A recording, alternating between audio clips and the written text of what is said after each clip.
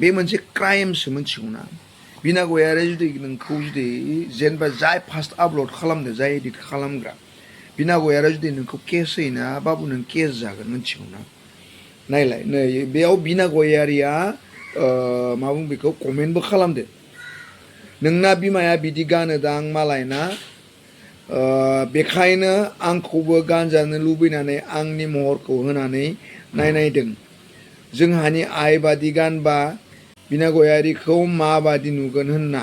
नैना बाबु बेफोर जाथाया एक्सुवेलि जोंनि बर' हारिनि थाखायनो लाजिनांथाव बे सासे बैसो जानाय मानसिखौ बा कुनुदिन बेफोरबायदि गस्ला गानफेरि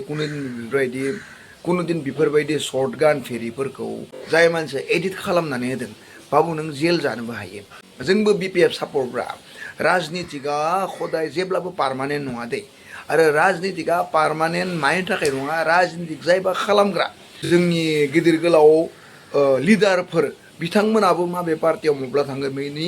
जेबो माबा गैया मिथिगौ ना गेरेन्टि गैया सोरबा मब्लाबा बिपिएफनियाबो इउपिपिएल जानो हायो इउपिपिएलनियाबो बिपिएफ जानो हायो जायखिजाया बर' राजनितिक दान्थे बिदिन्थि जायो खालामलायनांगौ नाथाय बेहालासि थांनाया बेयो जोबोद गाज्रि बाथ्रा गाज्रिनि माने बिदि खालामनाङा आरो आंथ' जोबोद गाज्रि मोनदों मानो होनोब्ला जोंफोर गासिबो बर'सोब्रा हाग्रामा सारखौ जों मोजां मोनखायो हाग्रामा सारा बर' हारिनि थाखाय गोबां खामानि मावबोबाय दे खिन्थु अपोजिसन पार्टिबो थानांगौब्रा अपोजिसन पार्टि थायाब्ला सोर सोंखारिगोन केलेंकारि जानायानो जा खामानि मावनाय मावैयानो जा बेफोरखौ सोर ध्यान लाखिगोन थिग बिदि आरो ना माने दुखुनांथाव आंनि मथेब्ला बिदि जानो नाङा बिदि खालामलायबा बयबो खालामलायनो हायो आजिखालि एआइनि जुग बयबो एडिट खालामलायनो हायो दे बे जोबोर माने गोदोर बाथ्रा नङा बे गावबा गावखौनो लोरबां गोसोनि आरो